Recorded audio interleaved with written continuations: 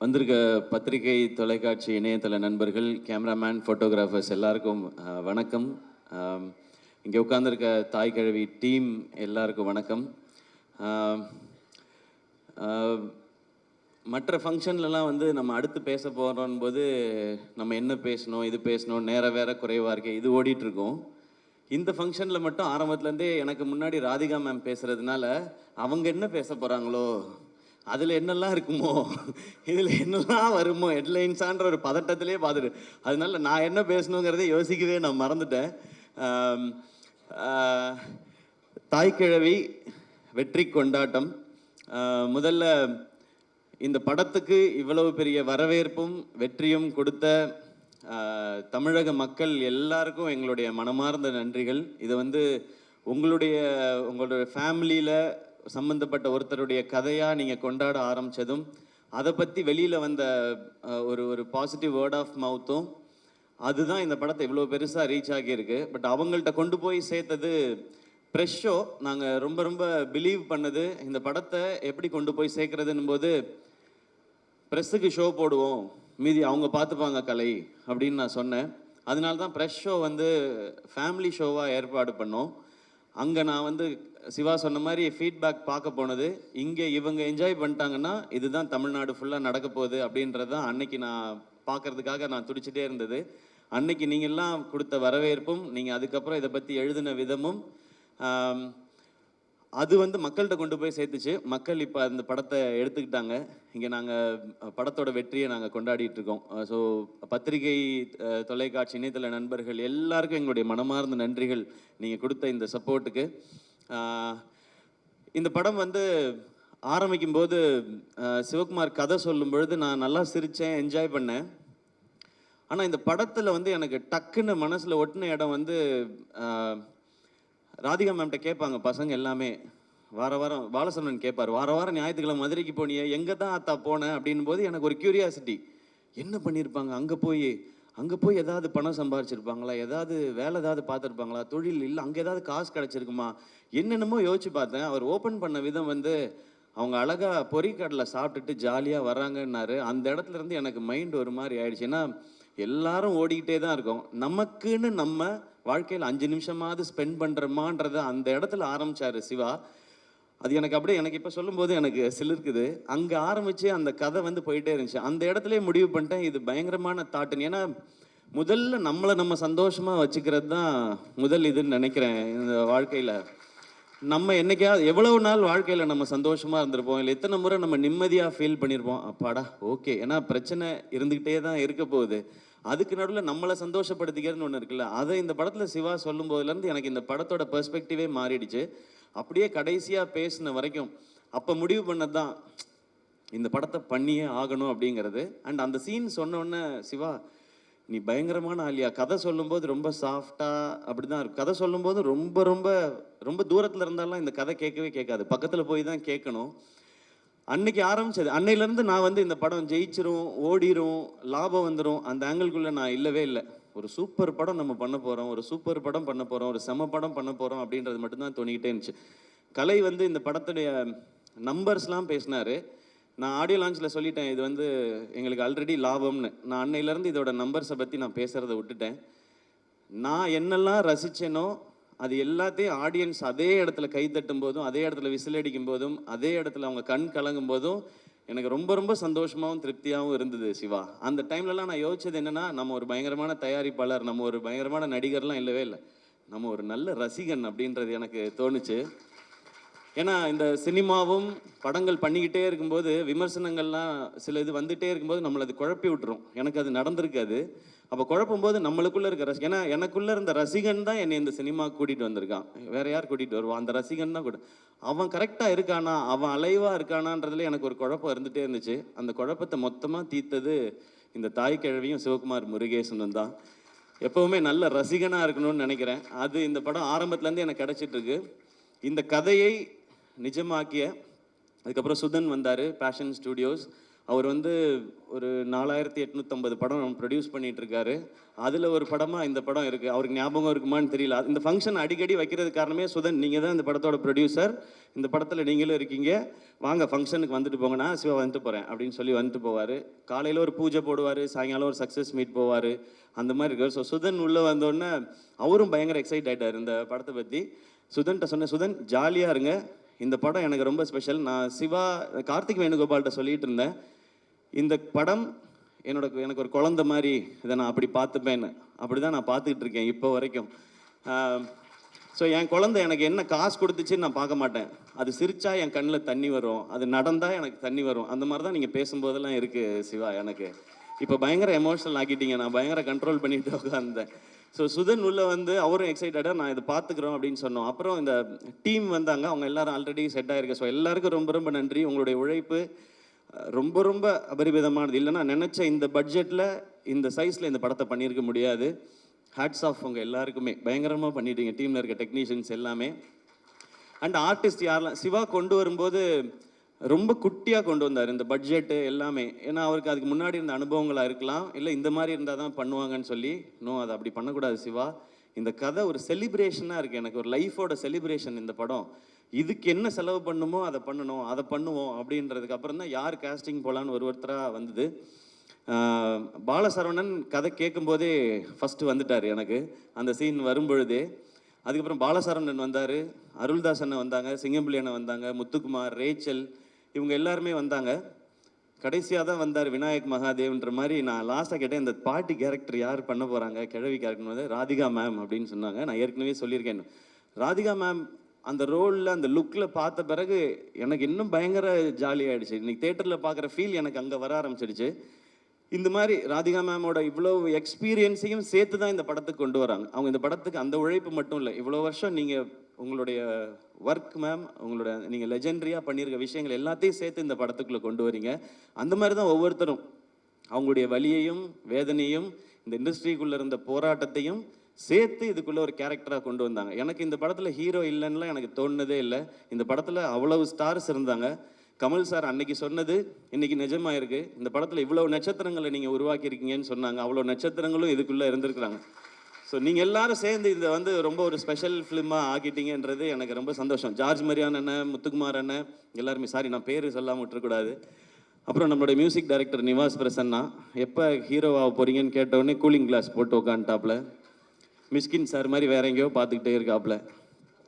அவர் hero ஆக போகிறீங்களான்னா இல்லைன்னு சொல்ல, இப்போதைக்கு இல்லைன்னு தான் சொல்லியிருக்கிறாரு. ஸோ சீக்கிரத்தில் ஹீரோ ஆகிடுவாருன்னு நினைக்கிறேன். அதுக்கு நீங்கள் மியூசிக் பண்ணுவீங்களா இல்லையா? சரி, அப்புறமா யார் ஹீரோயின்னு சொல்லுங்கள் படத்துக்கு. ஓகே, தேங்க்யூ நிவாஸ், ஒரு அமேசிங்கான ஒர்க். லிரிசிஸ் எல்லாருக்கும் ரொம்ப ரொம்ப நன்றி. இந்த படம் நிறையா பிளெஸ்ஸிங்ஸ் கொடுத்துருக்கு.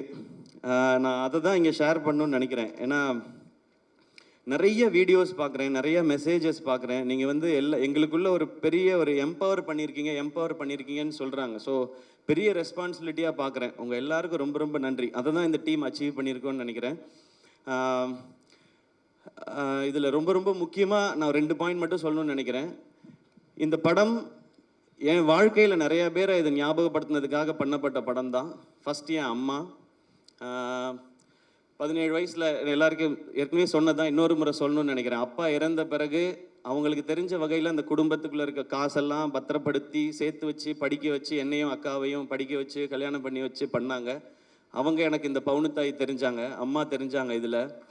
அதுக்கப்புறம் அக்கா 2 குழந்தை பெற்ற பிறகு வந்து இங்கே எம்எம்சியில் எம்டி படித்து கோல்டு மெடலிஸ்ட் ஆகி பேஷனை எப்போ வேணாலும் தொடரலான்னு நினச்சேன். எங்கள் அக்கா எனக்கு ஒரு பவுனுத்தாயாக தெரிஞ்சாங்க இதில். அவங்களுக்காக பண்ணணும்னு நினச்சேன். மிக மிக முக்கியமானது அந்த கடைசி டயலாக் மேம் பேசுகிறது. படைக்க காக்க அழிக்கன்னு ஆம்பளைங்களை மட்டும் கும்பிட சொன்னவன், படிப்புக்கும் பணத்துக்கும் பொம்பளையை தாண்டி காட்டி கும்பிட சொல்லியிருக்கான் அப்படின்னு சொன்னாங்க இல்லையா? அந்த டைலாகை நான் முன்னாடியே உணர்ந்துட்டேன்னு நினைக்கிறேன். எனக்கு கல்யாணம் ஆன நாள்லேருந்து என் வீட்டோட வரவு செலவு எல்லாத்தையும் பார்க்குறது ஆர்த்தி தான். எனக்கு தெரியாது என் அக்கௌண்ட்டில் என்ன பணம் இருக்குது தெரியாது. ஊருக்கு போகணும் ஏதாவதுன்னா, ஆர்த்தி ஊருக்கு போகிறதா இருக்கேன், டிக்கெட்டுக்கு மட்டும் காசு கொடுத்துட்றியா அப்படின்னு கேட்பேன். இப்போயும் அதை நான் ரொம்ப பெருமையாக சந்தோஷமாக வாங்கிக்கிறேன். அவங்க தான் பார்த்துக்கிறாங்க. அவங்க பார்க்கலன்னா என்னால் ப்ரொடக்ஷன்லாம் பண்ணியிருக்க முடியாது. ஸோ ஆர்த்தி, அவங்க எனக்கு ஒரு பவுன் தாயாக தான் தெரிஞ்சாங்க. இந்த மாதிரி ஒவ்வொரு வீடுகள்லையும் அவங்களுக்கு சின்ன சம்பளமாக இருந்தாலும் கொஞ்சம் காசாக இருந்தாலும் அதை அங்கங்கே சேமித்து வச்சோ இல்லை குழந்தைங்கள பார்த்துக்கிட்டோ இப்படி வீட்டில் இருக்கிற ஒவ்வொரு அம்மாக்களுக்கும் அக்காக்களுக்கும் தங்கச்சிகளுக்கும் சகோதரிகளுக்கும் இவங்க எல்லாருக்குமான ட்ரிபியூட்டும் சமர்ப்பணம் தான் இந்த தாய்க்கிழவி படமும் இந்த வெற்றியும். இதை இந்த படத்தின் மூலமாக செய்ய முடிஞ்சது எனக்கு சந்தோஷம். இது என் வாழ்க்கையில் இருக்கவங்களுக்கும் சேர்த்துன்றது இன்னும் கொஞ்சம் பெருமையாகவும் சந்தோஷமாகவும் இருக்குது. ஒரு டீமாக இங்கே வேலை செஞ்சதோட சக்ஸஸை இங்கே நான் பார்க்குறேன். ஏன்னா ஆரம்பத்துலேருந்து ரொம்ப சின்சியராக அதை அப்ரோச் பண்ணோம். இதுதான் பவுண்ட் ஸ்கிரிப்ட், இத்தனை டேஸில் தான் எடுக்கிறோம், இதுதான் பட்ஜெட், இதுதான் காஸ்டிங்னு ரொம்ப சின்சியராக. சிவாவுக்கு தெரியுமான்னு தெரில, நான் எல்லா சீனையும் நீங்கள் ஷூட் பண்ண அடுத்த நாள் பார்த்துருவேன். நான் என் ஷூட்டுக்கு வந்துடும், அந்த சீன் என்னாச்சு என்னைக்கு எடுக்கிறீங்கன்னு, அது லொக்கேஷன் சேஞ்ச் இருக்குது அதனால இன்னொரு நாள் எடுக்கிறோன்னு சீனை சொல்லி கேட்பேன். இந்த கதையை 2 முறை கேட்டிருக்கேன். ஒரு முறை நான் கேட்டேன், இன்னொரு முறை கலையெல்லாம் கேட்கும்போது ரியாக்ஷன் பார்த்துட்டே இருந்தேன். 2 தடவை படிச்சிருக்கேன். இது வரைக்கும் 12 தடவை பார்த்துருக்கேன். நான் இது வரைக்கும் என் படத்தை கூட அத்தனை தடவை பார்த்ததில்லை. இதுக்கு நடுவில் ஒவ்வொரு சீனும் எப்படி எடுக்கிறாங்க, இது எப்படி வருது, எடிட் எப்படி இருந்தது, எப்படி ட்ரிம் பண்ணி மாறுது, மியூசிக் எப்படி இருக்குன்னு பார்த்துருக்கேன். ஸோ இந்த படத்தில் நான் நிறைய கற்றுருக்கேன் சிவா. இந்த லேர்னிங் எனக்கு ரொம்ப ரொம்ப சந்தோஷமாக இருக்குது. ஏன்னா கடைசி வரைக்கும் மாறாத ஒன்று கற்றுக்கிறது மட்டும்தான் நினைக்கிறேன். அது இருந்ததுனா தான் இங்கே முன்னேற முடியும்னு தோணுது. இந்த லேர்னிங் எனக்கு ரொம்ப பிடிச்சிருக்கு. இந்த சேம் ப்ரொசீஜரை நான் நடிக்கிற படங்கள்லேயும் அப்ளை பண்ணணும்னு எனக்கு ரொம்ப ஆசையாக இருக்குது. அது நான் மட்டும் எடுக்கிற முடிவாக இருக்க முடியாது. ஆனால் ஒன்று மட்டும் ரொம்ப கிளியராக இருக்கேன், இந்த மாதிரி அப்ரோச்சில் தான் இனி நான் நடிக்கிற படங்கள் பண்ணணுன்றதுலேயும் ரொம்ப தெளிவாக இருக்கேன். அதனால் நான் டைரக்டர்கிட்ட போய் தலையிட போகிறதில்ல. ஒவ்வொரு விஷயமும் தெளிவாக, ஒரு பவுண்ட் ஸ்கிரிப்ட்னா இவ்வளோ பேஜ் இவ்வளோ இருந்து தான் பண்ணணுன்னு கேட்கலாம். நீங்கள் இப்படி பண்ணால் பிளாக் பஸ்டர் ஆகிடுமா படம்னு, அது நமக்கு தெரியாது. நம்ம ப்ராசஸ் தான் பண்ண முடியும், ரிசல்ட் மக்கள் கையில் தான் இருக்குது. ஆனால் ப்ரொடியூசரோட காசை வேஸ்ட் பண்ணாமல் படம் பண்ண முடியும். அந்த மிச்சமாகிற அந்த காசு அந்த ப்ரொடியூசருக்கு இன்னொரு படம் பண்ணுறதுக்கு ஹெல்ப் பண்ணலாம், இல்லை அந்த காசு நம்ம படமே இன்னும் கொஞ்சம் பெருசாக பண்ணுறதுக்கு இருக்கலாம். ஸோ அதை நான் ஃபாலோ பண்ணணும்னு நினைக்கிறேன். அந்த நம்பிக்கையை திரும்ப கொடுத்ததுக்காக இந்த என்டையர் டீமுக்கும் நான் தேங்க்ஸும் சொல்லிக்கிறேன். நான் இங்கே நிறைய பேர் உழைச்சிருக்கிறாங்க. இது டீமாக சேர்ந்து அவங்கெல்லாம் கொண்டு வர வெற்றி. அண்ட் இன்னொன்று எனக்கு ரொம்ப ரொம்ப ஸ்பெஷலாக அந்த ப்ரொடக்ஷன் பண்ணும்போதெல்லாம் இருக்கிற ஒரு விஷயம், ஃபர்ஸ்ட் நெஞ்சமுண்டு நேர்மையுண்டு படம் ஃபர்ஸ்ட் ஷோ பார்க்கும்போது அந்த படம் முடிஞ்சோடனே எல்லாரும் கார்த்திக் வேணுகோபால்னு போடும்போது பயங்கரமாக கிளாப் பண்ணாங்க. அப்போ அவங்க அப்பா ரொம்ப எமோஷனல் ஆகி கார்த்திக் வேணுகோபாலை கட்டி பிடிச்சிட்டார். அவர் ரொம்ப ஸ்ட்ரிக்ட் அவர்கிட்ட. அதே மாதிரி ஒரு தருணம் இங்கே ப்ரீமியர் முடிஞ்சோடனே சிவகுமார் முருகேசனோட அப்பா வந்து எங்கள் 2 பேரையும் கட்டி பிடிச்சிக்கிட்டாரு. அந்த செகண்ட் ஃபீல் பண்ணேன், எங்கள் அப்பா சாகலை அப்படின்னு. சாரி, நான் ரொம்ப சென்சிட்டிவ் அண்ட் எமோஷ்னல். ஸோ அது கிடைச்சதெல்லாம் தான் எனக்கு ரொம்ப ரொம்ப பெரிய இது ஒரு நிறைவை கொடுக்குது எனக்கு. அமரன் மாதிரி வெற்றி, தாய்க்கிழவி மாதிரி வெற்றி, கணா மாதிரி வெற்றி வரும்போது ஒரு நிறைவையும் ஒரு அமைதியையும் கொடுக்குது. அந்த அமைதி இன்னும் ஒழுங்காக வேலை செய்யணுன்றதை சொல்லிக்கிட்டே இருக்கு. நிச்சயமாக செய்வோம். ஏன்னா இங்கே வெற்றிங்கிறது விளையாட்டில் கூட விளையாட்டாக வராது. அதுக்கு உழைக்கணும், அதுக்கு ஒரு டீமாக உழைக்கணும். அந்த மாதிரி உழைச்சா வெற்றி எப்பயுமே சாத்தியப்படுங்கிறது இந்த மேடை திரும்ப சொல்லி கொடுத்துருக்கு. அண்ட் என்னோட ஃபேன்ஸான பிரதர்ஸ் அண்ட் சிஸ்டர்ஸ், இது அண்ணன் படம் தான் அப்படிங்கிறத மாதிரி எடுத்துகிட்டு போய் கிரவுண்ட்லேயும் சரி சோஷியல் மீடியாலையும் சரி இன்னைக்கு வரைக்கும் அதை நீங்கள் செலிப்ரேட் பண்ணிட்டே இருக்கீங்க. அதுக்கு ரொம்ப ரொம்ப ரொம்ப ரொம்ப நன்றி. அடுத்து சேயோன் சிவாவோட தான். மேம் சொன்ன மாதிரி இன்னும் கொஞ்சம் கரெக்டாக வேலை பார்த்து அது இன்னும் கொஞ்சம் நல்லா பண்ணணும். அதுக்கு இன்னும் கொஞ்சம் டைம் எடுத்துக்கிறோம். இந்த மாதம் ஷூட் போகிறதா இருந்துச்சு. பட் இந்த மாதம் இந்த படத்துக்கான வேலையில் சிவாவும் இருந்ததுனால சரி அவரை ப்ரெஷர் போடக்கூடாதுன்னு டைம் எடுத்து அழகாக பண்ணுறோம். நெக்ஸ்ட் மந்த் தான் போகிறோம். அதுவும் நல்லபடியாக நடக்கும். அண்ட் எஸ்கே ப்ரொடக்ஷன் இந்த படம் லாபகரமான படம்னு சொன்னேன். ஆனால் இந்த லாபம் நிச்சயமாக நல்ல விஷயங்கள், அழகான விஷயங்களுக்கே பயன்படும். முதல்ல என்னை சுற்றி இருக்கிற அவங்களுக்கு ஏதாவது ஒரு நல்லது செய்யணும்னு நினைக்கிறேன். அப்புறம் இன்னும் தேவைப்படுற சிலருக்கு சில நல்லதுகளை செய்யணும்னு நினைக்கிறேன். அது எப்பவும் அது அப்பா பேரில் இருக்கிற அந்த ட்ரஸ்டின் மூலமாக எதுவும் நடந்துகிட்டே இருக்கும். ஒரு பகுதியை எடுத்து எஸ்கே ப்ரொடக்ஷனில் நான் சொன்னேன் இல்லையா, இந்த ஸ்டேஜை இன்னும் கொஞ்சம் பெருசு பண்ணி டேலண்ட்ஸ்க்கான ஆப்பர்ச்சுனிட்டியாக இருக்கணும்னு சொல்லி. ஸோ அது நெக்ஸ்ட்டு ஒரு புது டேலண்ட், ஒரு புது இயக்குனரை நாங்கள் அறிமுகப்படுத்தணும்னு நினைக்கிறோம். இந்த படம் அந்த நம்பிக்கையும் கொடுத்துருக்கு. அவரை மட்டும் இந்த ஸ்டேஜில் நான் இன்ட்ரடியூஸ் பண்ணிக்கிறேன். எஸ்கே ப்ரொடக்ஷன்ஸோட 10வது திரைப்படம், அதை இயக்க போகிற புதுமுக இயக்குனர். ஒரு பெரிய கைத்தட்டல் கொடுத்துடலாம். ஸோ எஸ்கே ப்ரொடக்ஷன்ஸ் உடைய 10வது படத்தின் டைரக்டர் அம்மாமுத்து சூர்யா. அவர் தான் நெக்ஸ்ட் எஸ்கே ப்ரொடக்ஷனில் லான்ச் ஆகிற டைரக்டர். இவர் தான். இருந்தாலும் ஃபோட்டோவில் கொஞ்சம் சிரிச்சிருக்கலாம். கலர்ஃபுல்லாக இருக்கு. ஆமாம், இல்லை இந்த படம் ஃபேமிலி லேடிஸ் அவங்களுக்காக ரொம்ப ஸ்பெஷலாக பண்ணோம். அடுத்த படம் வந்து ஒரு யூத்துக்கான அவங்கள பற்றின ஒரு படமாக இருக்கும், ஒரு யூத்ஃபுல் என்டர்டெய்னராக இருக்கும். ஒரு ஃபைனல் ஸ்கிரிப்ட் இப்போ அவர் எழுதிட்டு இருக்காரு. அது முடிச்சதுக்கப்புறம் காஸ்ட் யார் பண்ண போகிறா என்னன்றதை ஒன்று ஒன்றா அனௌன்ஸ் பண்ணுவோம். எனக்கு இந்த ஸ்டேஜில் சொல்லணும்னு தோணுச்சு, ஏன்னா இது ரொம்ப பாசிட்டிவாக இருக்குது. இந்த ஃபேமிலி எல்லாம் சேர்த்து தான் இது வாய்ப்பையும் சாத்தியப்படுத்தியிருக்குன்னு நான் நம்புகிறேன். ஸோ அங்கே சொல்லணும்னு நினச்சேன். நீங்கள் எதாவது சொல்லணுமா? வேணாமா? தேங்க்யூ. படத்தோட ஆடியோ லான்ச் சக்ஸஸ் மீட்ல கொஞ்சம் டீடைல்டாக பேசிக்கிறேன் Okay, அப்படின்ற மாதிரி அவர் மைண்ட் வாய்ஸ் புரியுது. வாழ்த்துக்கள் ப்ரோ, வாழ்த்துக்கள்.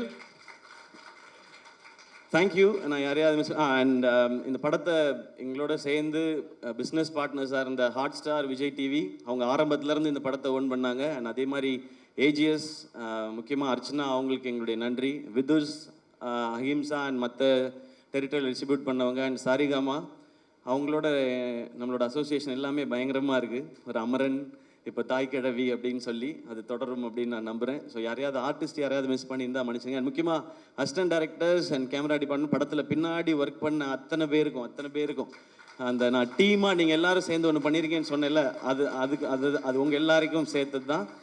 Thank you once again. அண்ட் என்னோட எஸ்கே ப்ரொடக்ஷன்ஸோட டீம், கலை ப்ரோ, நான் எல்லாட்டையும் சொல்கிறது அதான். அவர் சீன் பேப்பர், ஸ்கிரிப்ட் புக் இல்லாமல் டைரக்டரோட டிஸ்கஷன்ஸே வச்சுக்க மாட்டார். ரேண்டமாக ஏன் இன்றைக்கி 150 பேர் போட்டிருக்கீங்க, 50 பேரை கட் பண்ணுங்கள் அப்படி சொல்கிற ஆள் இல்லை.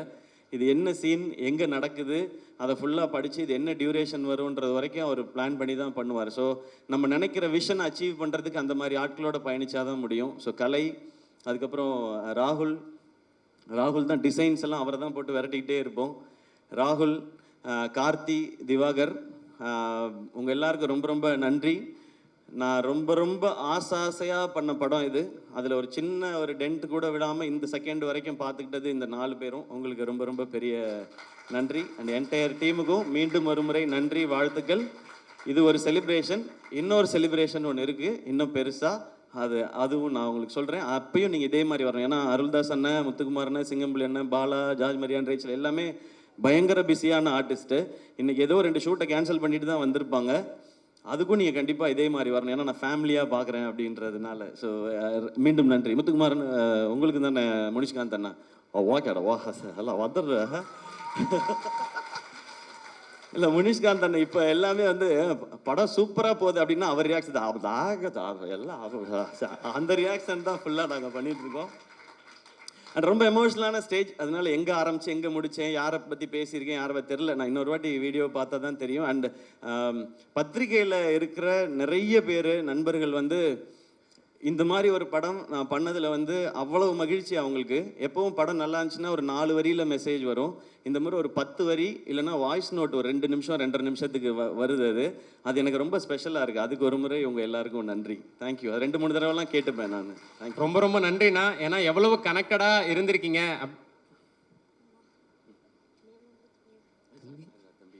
ஆமாம், என்னையை மறந்துட்டீங்க அப்படின்றான். சாரிடா தம்பி.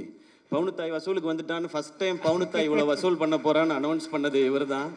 சூப்பர் தம்பி, சூப்பராக பண்ணுங்க. என்ன படிக்கிறீங்க? என்ன தம்பி, நீ என்ன பழைய வேலைக்கு அமுச்சு விட்ட மாதிரி இருக்குடா எனக்கு. சூப்பர் சிங்கர் ஞாபகம்லாம் வருது எனக்கு. 5th படிக்கிறியா? படிக்கணும். ஓகே, அப்பப்போ தான் நடிக்கணும். பெருசாகி ஃபுல்லாக நடிச்சுக்கலாம். ஓகே சொல்லிட்டாரு, ஃபாலோ பண்ணிக்கணும். ஓகே, வாழ்த்துக்கள். தேங்க்யூ. கை கொடு. குட் பாய். வாங்க. சாரிண்ணே. அந்த அது என்ன எப்போ அந்த சந்தில் இடுக்கில் இருக்க யாராவது இருந்தால் வந்துருங்க. அப்புறம் கபாலி மரியாதை செய்யலைன்னு யாரும் கோச்சிக்காதீங்க. அந்த மாதிரி ஆயிடுச்சு. இப்போ யாரையாவது மிஸ் பண்ணியிருந்தா வெரி சாரி. அதானே ஏற்கனவே சொன்ன மாதிரி உங்களுக்கு இந்த படம் எவ்வளவு கனெக்டடாக இருந்திருக்கு, ஸ்கிரிப்ட்ல இருந்து இப்போ படத்தோட ரெஸ்பான்ஸ் வரைக்கும்ன்றது புரிஞ்சுக்க முடிஞ்சது. ஸோ நீங்கள் பர்சனலாக எவ்வளோ கனெக்டாக இருந்திருக்கீங்க இந்த கதை மேலே, வரக்கூடிய மக்களோட ரெஸ்பான்ஸ் மேலே அப்படின்றது புரிஞ்சுக்க முடிஞ்சது. ஸோ அடுத்தடுத்து நல்ல ப்ராஜெக்ட்ஸ் எஸ்கே ப்ரொடக்ஷன்ஸ்லேருந்து நாங்கள் எதிர்பார்க்குறோம். ஸோ அதுக்கான விதையாக அடுத்தடுத்து என்ன நடக்குதுன்றது புரிஞ்சுக்க முடிஞ்சது. நன்றி. அண்ட் நான் இங்கே தமிழ் மக்கள், உலகம் ஃபுல்லாக இருக்கிற தமிழ் மக்களுக்கு ரொம்ப பெரிய நன்றி சொல்லணும். ஏன்னா ஃபாரின்லேயும் இது வந்து ரொம்ப பெரிய சக்ஸஸ் ஆகிருக்கு. அவ்வளோ பேர் பார்த்துருக்குறாங்க. கலை சொல்லும்போது தமிழ்நாட்டில் பார்த்தவங்க நம்பர் மட்டும்தான் சொன்னார், எவ்வளோ பேர் பார்த்தாங்கன்றது. இது கர்நாடகாவில் இருக்கிற நம்ம தமிழ் மக்களாக இருக்கட்டும், ஃபாரினில் இருக்கிறவங்க, ஸோ எல்லாருக்கும் ரொம்ப நன்றி. இப்போ நிறைய பேர் சொல்கிறது இந்த மாதிரி படங்கள் தைரியமாக பண்ணலாம், இந்த மாதிரி படம் பண்ணால் கண்டிப்பாக ஜெயிக்கும், வசூல் பண்ணும் அப்படின்ற ஒரு நம்பிக்கை மீண்டும் ஒரு முறை இந்த படம் விதைச்சிருக்குன்னாங்க. இது மறுபடியும் சொல்கிறேன், இது எஸ்கே ப்ரொடக்ஷன்ஸ்க்கோ தாய்க்கிழவி டீமோட சக்ஸஸ் இல்லை, இது தமிழ் சினிமாவோட சக்ஸஸ், தமிழ் சினிமா ரசிகர்களோட சக்ஸஸ். அப்படி தான் நான் பார்க்குறேன். கீப் இன்ஸ்பைரிங், கீப் என்டர்டெய்னிங்னா. ஸோ எல்லாரும் சேர்ந்து ஒரு குரூப் ஃபோட்டோ எடுத்துக்க போகிறோம். எல்லாரும் எடுத்துக்கலாம். வந்திருக்க பத்திரிகை நண்பர்கள், நம்ம டீம் எல்லாருமே சாப்பிட்டு போகணும். உங்களுக்காக ஒரு ஸ்பெஷலாக ஒரு விருந்து வந்து நம்ம டீம் எல்லாரும் அரேஞ்ச் பண்ணியிருக்காங்க. எல்லாரும் கண்டிப்பாக சாப்பிட்டு தான் போகணும். நன்றி.